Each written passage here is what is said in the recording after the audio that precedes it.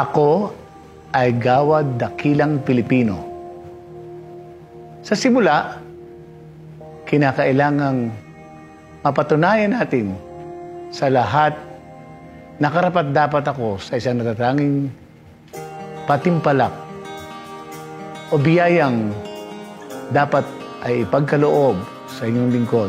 Ako ay isang gawad dakilang Pilipino dahil gusto ko maging ehemplo sa kapwa ko Pilipino at nais kong ipakita ang pagmamahal sa kapwa ko Pilipino.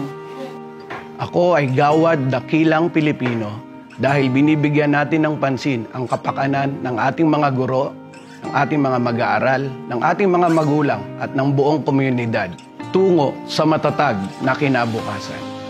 Ako ay gawad dakilang Pilipino dahil ako ay isang mamamayan na may pagmamahal at malasakit sa sining at kultura ng ating bayan. Ako ay gawad dakilang Pilipino dahil tungkulin kong paglikuran ng aking bansa sa pamamagitan ng aking talino, husay at talento sa sining at kultura para sa ating mamamayang Pilipino. Ako ay gawad dakilang Pilipino sapagkat ako ay sundalo at alagad ng sining. Sa kabila ng aking pagiging guro ng agham, ipinagmamalaki ko at ipinagbubunyi ang kultura ng ating bansang Pilipinas. Lalo na ang kultura at sining ng aking mga kapatid, ang mga Aita ng Zambales. Ako ay gawad dakilang Pilipino. Ako ay nagsiserbisyo sa mga mag-aaral, mga guro, mga magulang at ang komunidad na may puso na walang iniisip na kapalit. Ako ay gawad dakilang Pilipino dahil sa angking pagmamahal sa ating bansa at ng aking sariling bayan para ito'y lalong mapaunlad at maimulat sa murang kaisipan ng mga kabataan. Ako ay gawad dakilang Pilipino dahil nagampanan ko ang aking tungkulin bilang isang guro at bilang isang tagapangasiwa ng programa sa musika sa Division ng South Cotabato. Ako ay gawad dakilang Pilipino, pinakatanging supervisor, Luzon. Ako po ay nagbigay ng taus-pusong serbisyo, dedikasyon sa aking trabaho. Ako ay gawad dakilang Pilipino dahil sa aking pagmamahal sa sining at sa pagnanais na ito ay maibahagi sa aking mga mag-aaral. Ako ay gawad dakilang Pilipino dahil sa aking taus-pusong paglilingkod sa aking paaralan bilang punong guro. Ako ay gawad dakilang Pilipino dahil natatangi ang aking mga karanasan. Ako ay gawad dakilang Pilipino dahil sa aking determinasyon, dedikasyon at pagpupursige. Welcome po kayong lahat na makasama pa namin sa susunod pang another 30 years. Lumipas ang ilang buwan na kung saan talaga lang pong dumaan sa matinding proseso ang mga taong ating bigyan ng parangal sa umagang ito. Taglay hindi lamang kanilang kahusayan sa paglilingkod, kundi ang talino at puso at pag-ibig sa kanilang stakeholders, komunidad, mga mag-aaral at higit sa lahat sa mga magulang. Mula ng taong 1985 hanggang ngayong 2023, pinagsama-sama sa layuning mabigyang kasiyahan habang natututo ang ating mga mag-aaral. Kinikilala ko at patuloy na nililinang ang kakayahan ng bawat mag-aaral na may pagmamahal din sa sining at kultura. Tinanggap ko ang hamon ng gawad dakilang Pilipino ng may tapang at kababaan ng loob. Sa bawat tagumpay ay may paghihirap na mararanasan natin.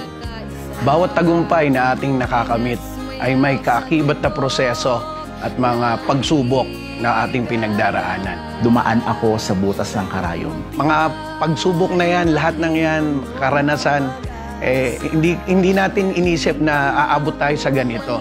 Wala nang masasarap pa sa tagumpay na pinaghirapan. Naniniwala akong ito ang isang plataforma kung saan maibabahagi ko ang aking kakayahan bilang isang alagad ng sining. Salamat nga kay Sir Benj at sa bumubuo ng Faces. At syempre, hindi po natin makakalimutan ang ating kapatid na nauna sa atin, which is si Madam Betsy. Ito ay malaking hamon. Subalit, kung ibibigay natin ang buo nating makakaya upang matugunan ang pangangailangan ng ating mga pinaglilingkurang mga kabataan, at ang bayan. Ito ay matatamo natin at mapamagtatagumpayan sa bandang huli. Dahil palaging nandyan ang poong may kapal na nagbubuhos ng magandang kinabukasan sa hirap at sa ginhawa.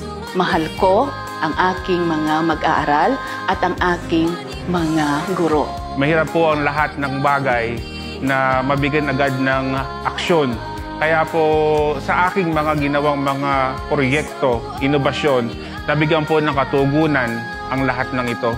Sa tagal ng panahon ng aking pagtuturo bilang isang music teacher, kahit dumating ang pandemya, sinubukan namin na ibahagi ang mga talento ng aking estudyante.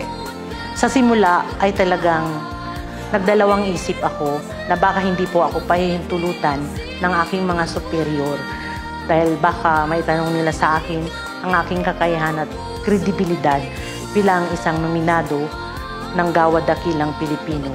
Subalit nagkamali po ako. Ako po ay buong puso nilang sinuportahan, kaya po ako narito ngayon.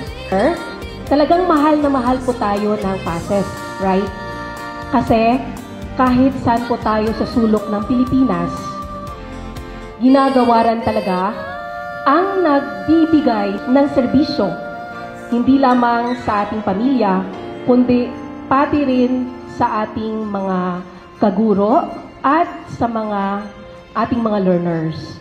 Kaya po ako ay nabigyan ng Gawad Parangal na ito dahil po sa aking mga naisagawa sa tulong ng aking mga mahal na mga punong guro at mga guro sa aming distrito. Ganon din sa aming lokal na pamahalaan. Congratulations po sa ating mga mapapalad at nagagandahan at nagwagwapuhang mga awardees. Ang aking tagumpay ay hindi lang para sa aking sarili. Ito ay iniaalay ko sa aking mga kapatid na katutubong Aita ng Zambales. Ang aking tropeo, ang aking parangal ay aking inihandog sa kanila.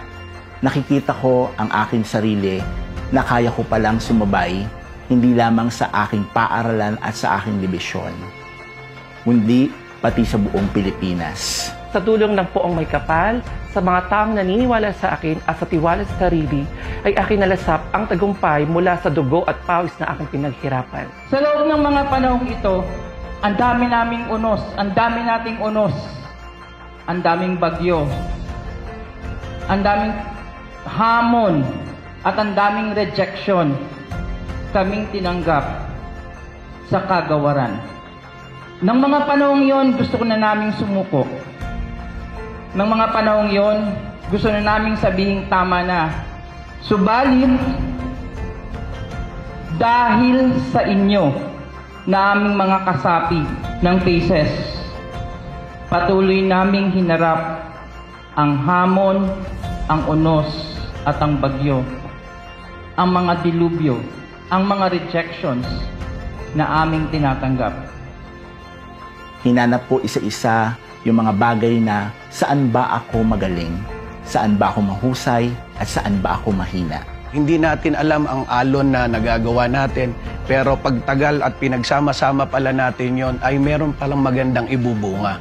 Sa dami-daming ginagawa ng isang principal sa isang school, nakayanan ko. Dahil mahal ko ang tungkulin ko bilang isang principal at mahal ko ang aking sarili bilang isang Pilipino. Maraming hirap na pinagdaanan, pero ang pagmamahal ko sa mga iyapayaws ang naglagay sa akin sa tugatog ng tagumpay. Kami ay nagtagumpay para mapabilang sa kompetisyon na ito. Ginawa ko kasama ng aking mga stakeholders ang lahat upang mabuo at makamit ang aming tagumpay at maipakita sa Rehiyon 7 na kami ay tapat na naglilingkod sa aming mga kabataan. Alam kong kung gaano kayo naghirap, mas lalo akong naghirap kasi karamihan sa mga unang natanggal ay mga kaibigan ko. Out of 648, na-trim down siya sa 120. Alam ninyong lahat yan. At out of that one number, kayo ay 63 ang pagtaguyod ng culture ay yan po ay magiging salamin na pagkakilala ng ating pagka-Pilipino. Congratulations po sa lahat ng awardees at sa bumubuo po ng Faces. Maraming salamat. Maraming salamat po. Ako ay Gawad Dakilang Pilipino. Ako ay Gawad Dakilang Pilipino. Ako ay Gawad Dakilang Pilipino. Ako ay Gawad Dakilang Pilipino. Ako ay Gawad Dakilang Pilipino. Ako ay Gawad Dakilang Pilipino. Ako ay Gawad Dakilang Pilipino. Ako ay Gawad Dakilang Pilipino. Ako ay Gawad Dakilang Pilipino. Ako ay Gawad Dakilang Pilipino. Ako ay Gawad Dakilang Pilipino. Ako ay isang Gawad Dakilang Pilipino. Ako ay Gawad Dakilang Pilipino. Ako ay Gawad Dakilang Pilipino. Ako ay Gawad Dakilang Pilipino.